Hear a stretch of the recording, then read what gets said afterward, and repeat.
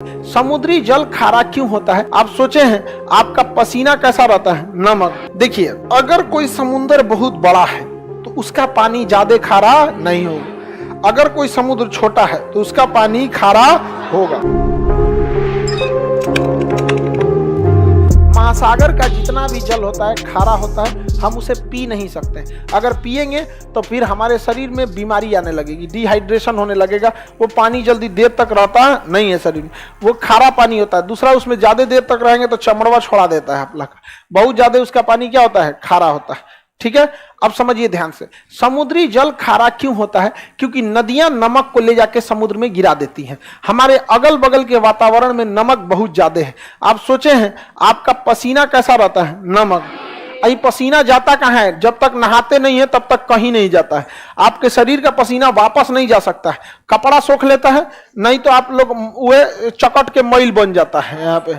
और वो सारा का सारा पसीना जब आप नहाते हैं, हाँ जी, जगमोहन बेचारा जगमोहन को कह रहा है कि जगमोहन का पसीना महकता है। जगमोहन प्रिय विद्यार्थी है मेरा, समझ में आ गया कि नहीं आ गया? जगमोहन एकदम प्रिय विद्यार्थी है। अब ध्यान से समझिए, हमारा पसीना कैसा? नमकीन। गाय भैंस सब चीज का पसीना हम नहा लेते हैं, सारा नमकीन निकल गया, वो पानी नाली में गया, नाली से बड़े नाले में, नहर होते हुए नदी में। 140 करोड़ आदमी नहाया, किसी ना किसी नदी में गया, वो बंगाल की खाड़ी में गया या अरब सागर में गया, फिर बना नमक।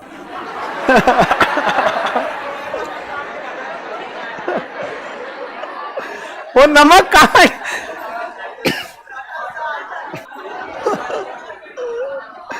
आगे सेंधा नमक खाने लायक है।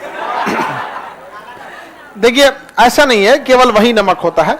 समुद्र में बहुत टाइप के नमक होते हैं, उसमें साधारण नमक होता है, लेकिन समुद्र में नमक बनने का मुख्य कारण नदियां हैं। क्योंकि समुद्र में कोई रहता ही नहीं है, इसलिए गली मोहल्ला बकोट वकोट के कहीं ना कहीं से क्या लाती है सर? नमक वमक लेके आते हैं, ले आके उलाट देते हैं क्या समुद्र में। और समुद्र को कहीं जाना नहीं है, वहां पे उसका पानी क्या आ जाता है? खारा। तो बताइए, समुद्र के जल के खारे होने का मुख्य कारण नदियां क्या है? नदियां हैं। देखिए, अगर कोई समुद्र बहुत बड़ा है तो उसका पानी ज्यादा खारा नहीं होगा। अगर कोई समुद्र छोटा है तो उसका पानी खारा होगा, ज्यादा हो जाएगा खारा। अटलांटिक महासागर का खारापन 35 है। कितना है? प्रशांत महासागर का है 31। कितना है? 30 है। कितना है? ना 31। कितना है? 31। हिंद महासागर का तो नहीं, इसका 36 है। हिंद महासागर का 35। हिंद महासागर का 35। चलिए अब ध्यान समझिए, जितना बड़ा सागर रहेगा उसका खारापन उतना कम रहेगा। इसका परसेंटेज ऐसा साइन होता है, 2 को लगा दिया जाता है खारेपन का। तो बताइए, प्रशांत महासागर का खारापन 31, अटलांटिक का 36, हिंद महासागर का 35।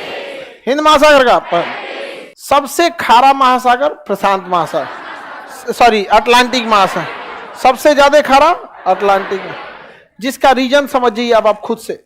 इधर से भी नदियां इधर गिर रही हैं, इधर की भी नदियां इधर गिर रही हैं, इस साइड की नदी इधर, इस साइड की नदी इधर, चारों ओर से उलाट दिया इसी में ले आके। इसका पानी क्या हो गया? खारा। हिंद महासागर का खारापन 35। देखिए, ये सारा नदी जितना इधर से आ रहा है ना, सब इसको क्या बना देगा? खारा बना देता है। प्रशांत महासागर इतना बड़ा है कि कितनों खारा कीजिएगा वो पंचुचुरे लगता है, क्योंकि सबसे बड़ा महासागर है। तो महासागरों में सबसे कम लवणता प्रशांत, सबसे ज्यादा लवणता हाँ, और हिंद महासागर का 35। तो हिंद महासागर की लवणता को ही हम महासागरों की औसत लवणता मान लेते हैं। तो महासागरों की औसत लवणता 35।